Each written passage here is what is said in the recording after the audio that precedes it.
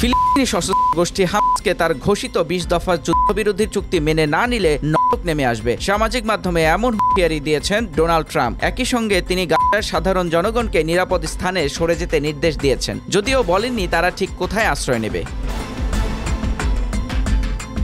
Trump গত সোমবার ইসরায়েলের প্রধানমন্ত্রী নেতানিয়াহুর সঙ্গে এক মঞ্চে ২০ দফা প্রস্তাব উপস্থাপন করেন। ওই প্রস্তাবে বলা হয়েছে হামাসকে ৭২ ঘন্টার মধ্যে সব বন্দীদের মুক্তি দিতে হবে এবং হাতে থাকা সব অস্ত্র সমর্পণ করতে হবে। ট্রাম্প আরও দাবি করেছেন এই শর্ত পালন করলে হামাস বাহিনীর জীবন রক্ষা করা হবে, না হলে ব্যাপক ও বিধ্বংসী সামরিক রেসপন্স ঘটবে। ট্রাম্প দাবি করেন হামাস বহু বছর ধরে মধ্যপ্রাচ্যে নৃশংস ও সহিংস হুমকি হয়ে আছে এবং ৭ অক্টোবরের ঘটনার পর ইসরায়েলে বড় ধরনের ক্ষতি হয়েছে। তিনি বলেন এখন তাদের বিরুদ্ধে এমন শক্তিশালী ব্যবস্থা নেওয়া হবে যে জীবিত বেঁচে থাকা যোদ্ধাদের টিকে থাকা কঠিন হবে। পাশাপাশি নিরপরাধ ফিলিস্তিনিদের দ্রুত নিরাপদ অঞ্চলে সরে যেতে অনুরোধ করছেন তিনি।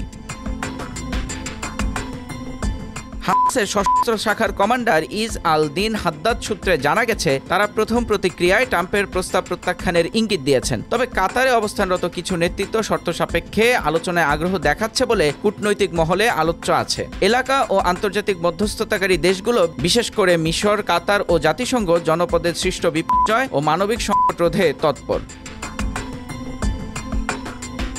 আন্তর্জাতিক সংবাদ মাধ্যম ও কূটনীতিকরা বলছেন, যদিও কিছু দেশ ও সংস্থা এই আগ্রাসী আলটিমেটামকে সংঘাত বন্ধের সুযোগ হিসেবে দেখছে, কিন্তু অনেকেই সতর্ক করেছেন যে শর্তের বাস্তবায়ন, জিম্মিদের নিরাপদ প্রত্যাবর্তন ও বেসামরিকদের সুরক্ষা ছাড়াই কোনো মিলিটারি কৌশল মানবিক সংকট আরও তীব্র করবে।